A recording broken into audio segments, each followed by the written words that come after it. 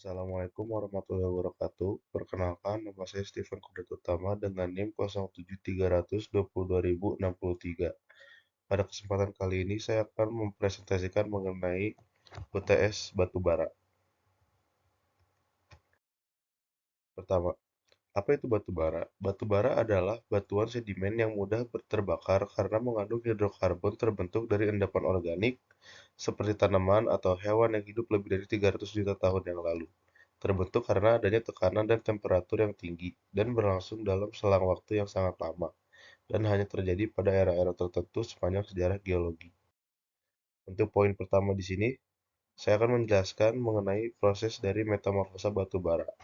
Berdasarkan dari tingkat proses pembentukannya yang dipengaruhi oleh tekanan, panas, dan waktu batu bara, umumnya dibagi dalam 5 tahap. Pembentukan yaitu gambut, lignit, subtuminous, bituminous, dan antrasit. Yang pertama itu adalah gambut. Gambut dianggap sebagai bentuk awal batu bara digunakan oleh industri yang biasa digunakan oleh industri sebagai bahan bakar di beberapa daerah.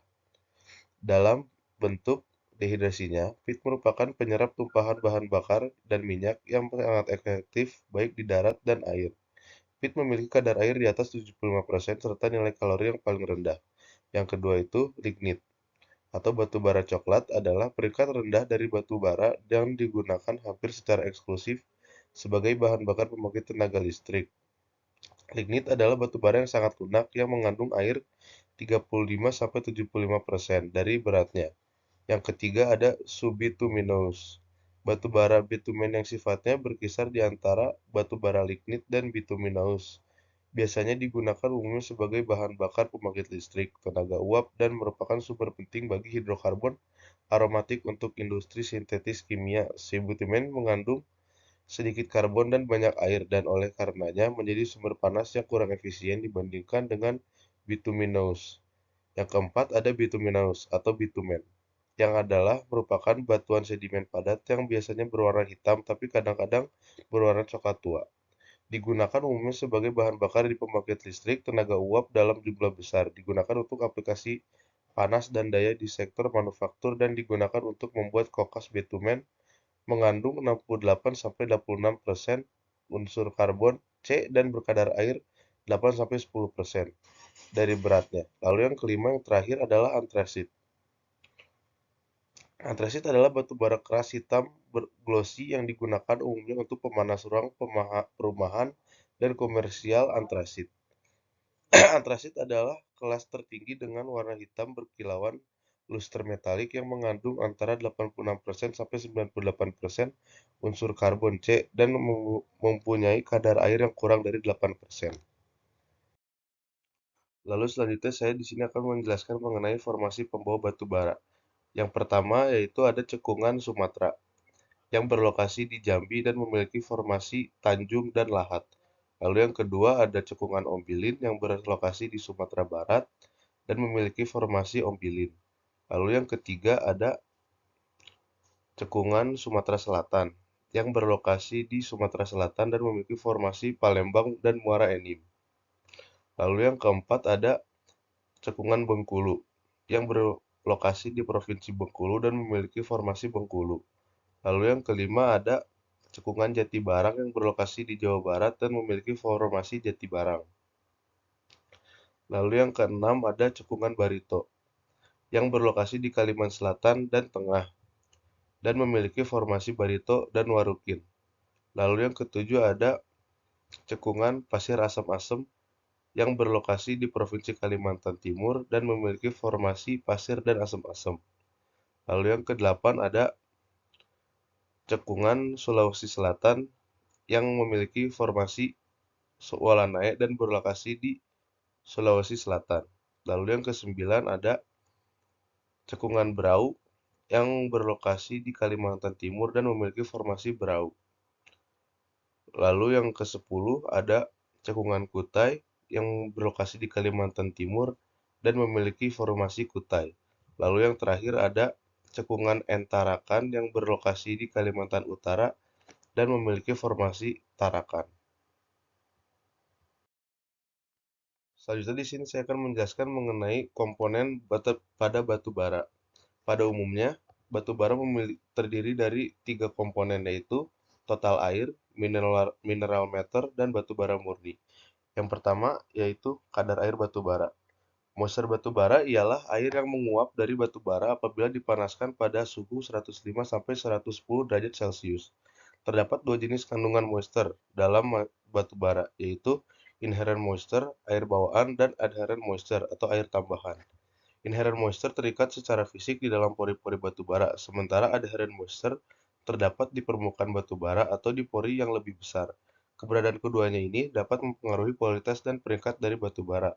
Standar ASTM dan ISO memiliki istilah yang berbeda untuk mengukur kedua jenis moisture ini.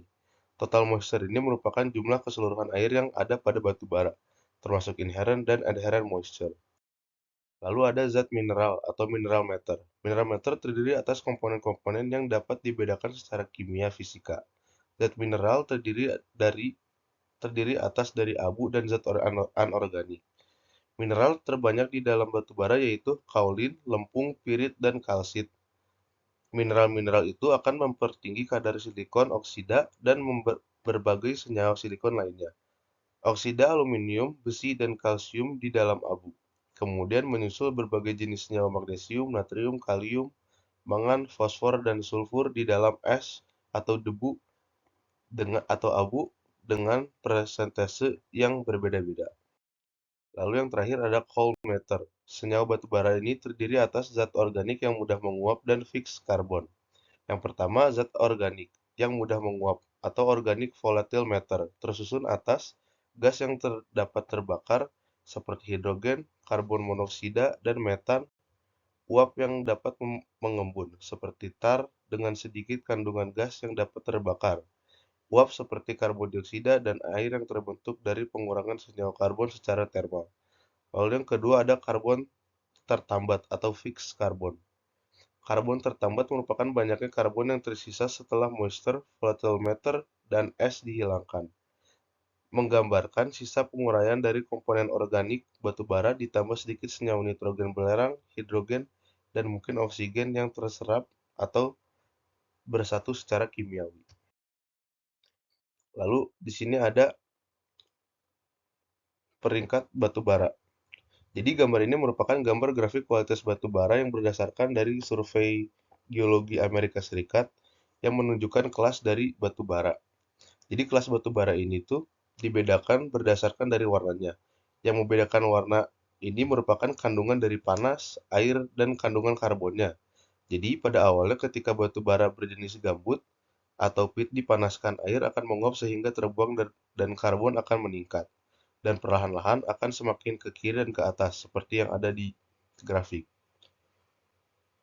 Sehingga pada puncaknya hanya memiliki karbon saja dan membentuk batu bara berjenis antrasit yang merupakan kualitas yang sangat bagus untuk batu bara. Lalu selanjutnya di sini saya akan menjelaskan mengenai high wall atau auger mining. Jadi auger mining adalah suatu metode penambangan yang dilakukan dengan penambangan bahan galian di dinding-dinding open pit yang sudah mencapai ultimate pit limit. Biasanya digunakan pada pertambangan batu bara sehingga nantinya akan membentuk lubang-lubang di dinding. Umumnya auger mining ini digunakan untuk mendapatkan batu bara di luar yang dapat diakses. Melalui contour strip mining, penggunaan metode ini terbatas. Biasanya pada lapisan batu bara horizontal atau sedikit miring, auger mining dapat membuat lubang hingga 500 feet atau 500 kaki pada high wall tergantung pada kondisi dan jenis auger yang digunakan. Lalu selanjutnya ada long wall mining. Metode penambangan long wall mining adalah salah satu metode penambangan batu bara bawah tanah yang efisien dan produktif. Metode ini melibatkan penggunaan mesin pemotong otomatis yang disebut shearer untuk memotong dan mengangkut lapisan batu bara secara kontinu, sementara dinding tambang disokong dan penggunaan bingkai penyangga yang disebut roof support atau shield. Lalu selanjutnya di sini saya akan menjelaskan dari fenomena reduksi. Fenomena reduksi ini terbagi menjadi 4, yaitu ada impact, atrisi, shear, dan kompresi. Yang pertama itu ada impact. Impact terjadi ketika partikel-partikel batu bara bertumbukan dengan energi kinetik yang cukup tinggi. Ketika tumbukan terjadi, partikel dapat mengalami pemecahan atau deformasi tergantung pada kekuatan tumbukan. Tumbukan yang kuat dapat menyebabkan pemecahan partikel menjadi fragmen yang lebih kecil. Lalu selanjutnya ada atrisi. Atrisi atau attrition adalah proses abrasi atau gesekan antara partikel batu bara yang saling berinteraksi. Ketika partikel batu bara bergesekan satu sama lain, bisa terjadi pengikisan atau pemecahan partikel menjadi ukuran yang lebih kecil. Atrisi ini dapat terjadi baik di dalam proses penanganan dan transportasi batu bara, maupun selama proses penghancuran dan penggilingan. Lalu, shear. Shear terjadi ketika partikel batu bara mengalami gaya geser atau gaya tarik yang berlawanan arah. Ini biasa terjadi selama proses penanganan, pengangkutan, atau penghancuran batu bara. Gaya geser yang kuat dapat menyebabkan pemecahan partikel deformasi atau pengurangan ukuran partikel. Lalu yang terakhir ada kompresi. Kompresi adalah fenomena di mana batu bara mengalami tekanan yang kuat secara aksial.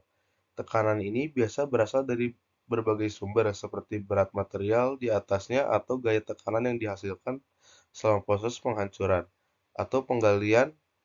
Kompresi juga yang kuat dapat menghasilkan deformasi plastik atau pemecahan pada batu bara. Lalu selanjutnya di sini ada tujuan dilakukan dari reduksi untuk batu bara. Yang pertama itu untuk mendapatkan ukuran sesuai. Reduksi batu bara dilakukan untuk mengubah ukuran partikel batu bara menjadi ukuran yang sesuai dengan kebutuhan aplikasi atau proses selanjutnya. Lalu yang kedua ada peningkatan luas permukaan. Dengan mengurangi ukuran partikel batu bara, luas permukaan total partikel dapat meningkat. Hal ini penting dalam proses seperti pengeringan, penggalian, penggilingan, atau reaksi kimia di mana luas permukaan yang lebih besar memungkinkan interaksi yang lebih efektif antara batu bara dan media atau zat lainnya. Lalu yang ketiga, untuk pemisahan mineral. Reduksi batu bara dapat membantu pemisahan mineral-mineral yang terikat dengan batu bara dalam proses pemisahan, seperti flotasi atau pemisahan gravitasi. Lalu yang keempat, untuk meningkatkan kualitas batu bara. Reduksi ukuran partikel batu bara dapat membantu meningkatkan kualitas batu bara dalam beberapa kasus. Pemecahan partikel dapat membebaskan batu bara dari mineral pengotor atau kontaminan yang terikat padanya, sehingga meningkatkan nilai kalor dan kualitas pembakaran pada batu bara. Lalu yang terakhir untuk efisiensi proses. Dalam beberapa proses pengolahan batu bara seperti pengeringan, penggilingan, ataupun penghancuran, mengurangi ukuran partikel dapat meningkatkan efisiensi proses. Partikel yang lebih kecil memungkinkan proses-proses ini berjalan lebih cepat atau menggunakan energi yang lebih sedikit untuk mencapai hasil yang diinginkan. Lalu selanjutnya ada peralatan untuk reduksi industri. Yang pertama ada crusher. Crusher adalah alat yang digunakan untuk menghancurkan batu bara menjadi ukuran yang lebih kecil. Ada berbagai jenis crusher yang digunakan termasuk jaw crusher, cone crusher, impact crusher, dan roll crusher. Masing-masing jenis crusher ini memiliki prinsip kerja yang kegunaan yang berbeda-beda. Tetapi tujuannya yaitu adalah untuk mengurangi ukuran batu bara dengan menerapkan gaya tekanan, tumbukan, ataupun gesekan pada batu bara. Selanjutnya ada rotary breaker. Rotary breaker adalah alat yang digunakan untuk memecah batu bara yang mengandung endapan keras atau batuan yang keras. Alat ini bekerja dengan menggunakan drum berputar yang dilengkapi dengan gigi pemotong untuk memecah batu bara. Rotary breaker umumnya digunakan untuk mempersiapkan batu bara sebelum diproses lebih lanjut dalam unit pengolahan. Lalu yang ketiga ada pulverizer. Pulverizer atau mill adalah alat yang digunakan untuk menggiling batu bara menjadi serbuk halus. Pulverizer ini menggunakan gaya tekanan, tumbukan, ataupun gesekan untuk menghancurkan batu bara menjadi partikel yang lebih kecil atau halus. Jenis pulverizer yang umumnya digunakan termasuk ball mill, hammer mill, dan vertical mill. Mungkin sekian presentasi dari saya. Mohon maaf bila ada kesalahan. Wassalamualaikum warahmatullahi wabarakatuh. Terima kasih.